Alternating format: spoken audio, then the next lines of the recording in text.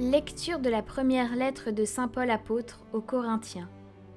Frères, que personne ne s'y trompe. Si quelqu'un parmi vous pense être un sage à la manière d'ici-bas, qu'il devienne fou pour devenir sage. Car la sagesse de ce monde est folie devant Dieu.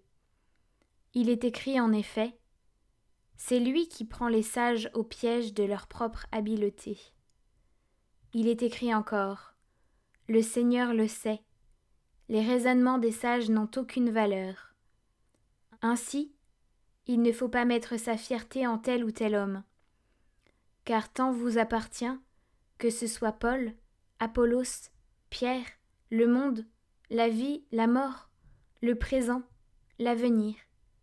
Tout est à vous, mais vous, vous êtes au Christ, et le Christ est à Dieu.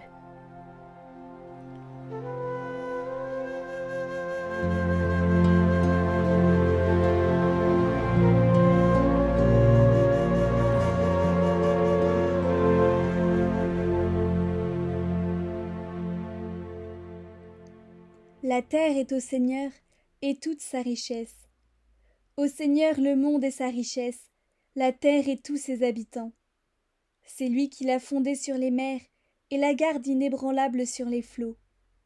Qui peut gravir la montagne du Seigneur et se tenir dans le lieu saint?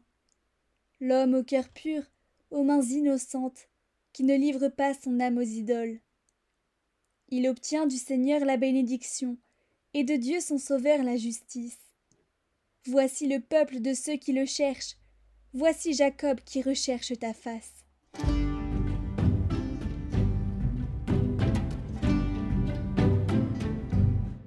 Évangile de Jésus-Christ selon saint Luc. En ce temps-là, la foule se pressait autour de Jésus pour écouter la parole de Dieu, tandis qu'il se tenait au bord du lac de Génézareth. Il vit 2 barques qui se trouvaient au bord du lac. Les pêcheurs en étaient descendus, et ils lavaient leurs filets. Jésus monta dans une des barques qui appartenait à Simon, et il lui demanda de s'écarter un peu du rivage. Puis il s'assit, et de la barque, il enseignait les foules. Quand il eut fini de parler, il dit à Simon, « Avance au large, et jetez vos filets pour la pêche. » Simon lui répondit, « Maître, nous avons peiné toute la nuit sans rien prendre. Mais sur ta parole, je vais jeter les filets. » Et l'ayant fait, ils capturèrent une telle quantité de poissons que leurs filets allaient se déchirer.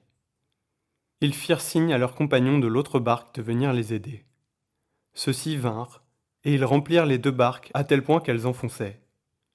À cette vue, Simon-Pierre tomba aux genoux de Jésus en disant, « Éloigne-toi de moi, Seigneur, car je suis un homme pécheur. » En effet, un grand effroi l'avait saisi, lui et tous ceux qui étaient avec lui, devant la quantité de poissons qui avaient été pêchés. Et de même, Jacques et Jean, fils de Zébédée, les associés de Simon. Jésus dit à Simon, « Sois sans crainte, désormais ce sont des hommes que tu prendras. » Alors, ils ramenèrent les barques au rivage, et laissant tout, ils le suivirent.